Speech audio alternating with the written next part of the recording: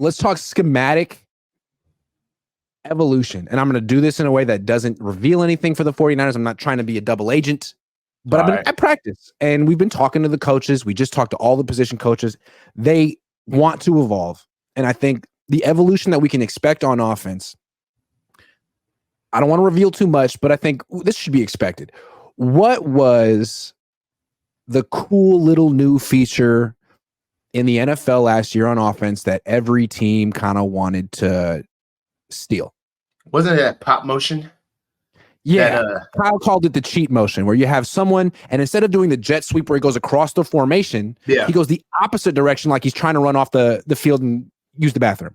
But before he gets to the sideline, they snap the ball and he goes upfield, and Tyreek Hill's really good at that. So the Dolphins had that up their sleeve, and they unveiled it week 1 last year, and it was so successful. A bunch of teams installed it on the fly. Well, now I think you're going to see a lot of teams install it all off season because it's successful. And I think you're going to see the Niners do that too. Saw a little bit of it at OTAs yesterday, which is they've showed it before. But I have a feeling it's going to be something they major in a little bit more this year. And I think some of the players they added fit this. What do you think, Coach? I got a question though. Yes. Was Ricky Pearsall running it, or was Crowder Crowning running it? That's a great question. Now, Cowing wasn't out there yesterday. Is he injured? Maybe. Okay. I don't want to give away too much and get it in trouble, but no, Pearsall was not running that. Pearsall was playing Ayuk's position yesterday. Pearsall was the X on the line of scrimmage, inside, outside. The guy running a lot of it was Braden Willis, Danny Gray, Ronnie Bell.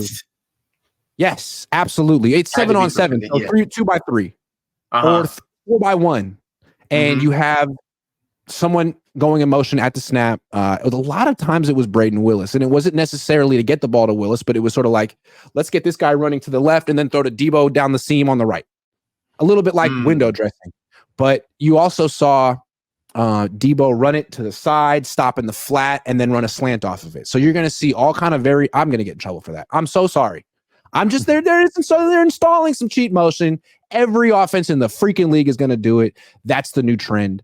And when you look at Jacob Cowing, 4-3 guy who runs reverses and returns punts and catches screens, like, yeah, they wanted to add a little bit of speed in their offense so they can actually do that, because you can't do that with Jawan. No offense. Right. That's not, he's not, even when Debo does it, no one's really scared. No.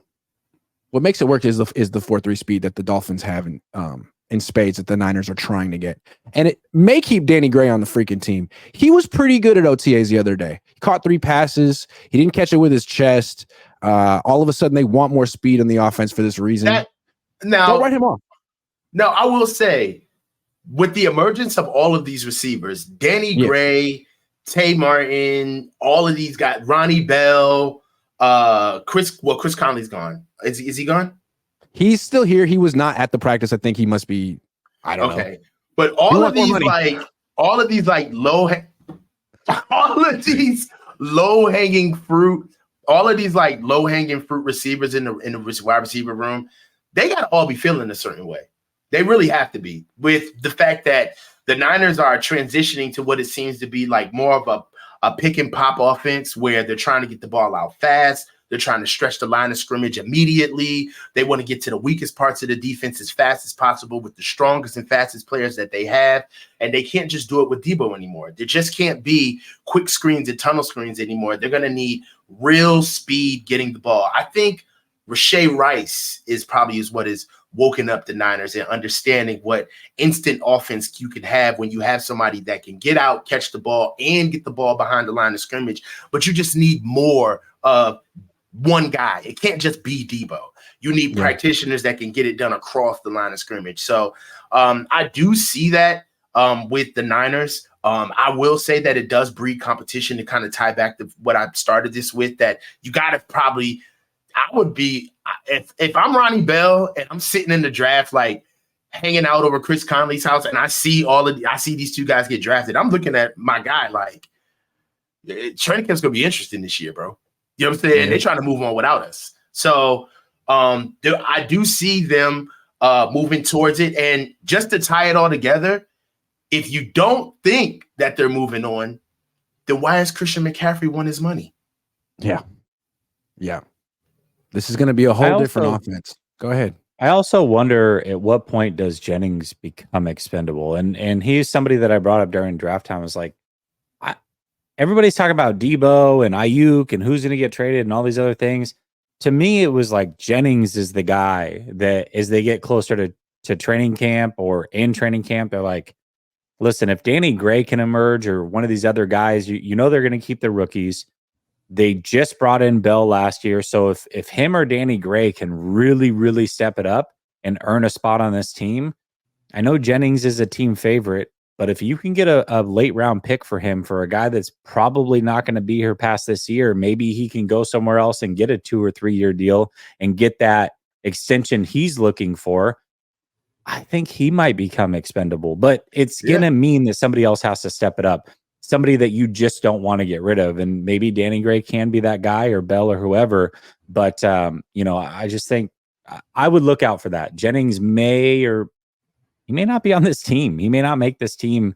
He'll make it by being a good player, but he may not make it by the way of, hey, we've got other guys, let's trade them. If the Niners want to make their drop back passing game more like Miami's with this cheat motion, which I think a lot of the Kyle Shanahan scheme guys are going to want to do, and they want to make Brandon Ayuk one of the highest paid wide receivers in the league and keep him around for a long time, well, then he's not really that kind of a guy. Like, you're not putting Brandon Ayuk in cheat motion before the snap. I think you just put him on the line of scrimmage and let him go to work. That means the other guys are going to need that skill set. And I think Pearsall can do it. And not only can he do it, needs to do it. Because is he really going to make a living playing X in the NFL and beating press coverage? Like, he could do it in OTAs when they can't press you, but in actual games, is he going to do that? Or is he going to be in the slot, off the line of scrimmage, in motion? I think that's more likely. Same with Cowing. And that makes sense to sort of complement Brandon Ayuk with a bunch of sort of guys who were faster than him, guys who were maybe more dangerous after the catch than him, on a screen than him, while he is the number one target, the guy who beats man-to-man coverage. Well, and I think with Jennings, I mean, if you're looking to replace Jennings, you may not do it at the receiver position, but if you're looking for a guy that can get past the sticks and be sure-handed, maybe Willis can fill that role. Maybe the unrestricted free agent tight end who's big body guy can fill that role. Yeah. Pearsall can fill that role a little bit. So I don't know. I just think that there's multiple ways and multiple different types of players that can fill the role of 19 catches a year. When you put it that way, that's a good point. Jewish guy says, how about a top crossbar for the field goal? I just like, that's cool. Like a square.